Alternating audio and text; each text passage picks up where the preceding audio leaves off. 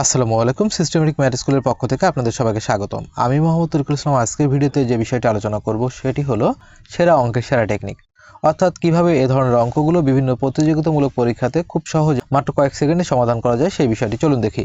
দুইটি ক্রমিক সংখ্যার বর্গের অন্তর ৭৯ হলে সংখ্যা দুইটি কত? সেক্ষেত্রে প্রথমে আমরা বড় সংখ্যাটি নির্ণয় করব, তারপর আমরা ছোট সংখ্যাটি নির্ণয় করব।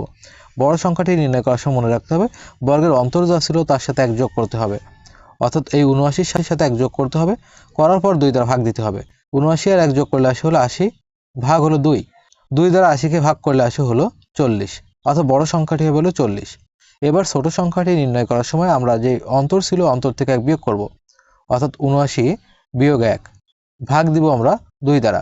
৭৯ থেকে ১ বিয়োগ করলে থাকে হলো ৭৮, ৭৮ ভাগ হলো ২, ২ দ্বারা ৭৮কে ভাগ করলে থাকে হলো ৩৯, অর্থাৎ ছোট সংখ্যাটি হলো ৩৯।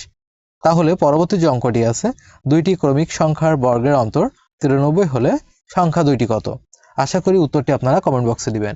ধন্যবাদ বন্ধুরা ভিডিওটি দেখার জন্য। যদি ভিডিওটি ভালো লাগে লাইক কমেন্ট শেয়ার করবেন, আর যারা নতুন আছেন ভিডিওটি দেখছেন অঙ্কের এমন আরও অনেক টেকনিক শিখতে বা জানতে আমার আইডিটি ফলো দিয়ে রাখবেন।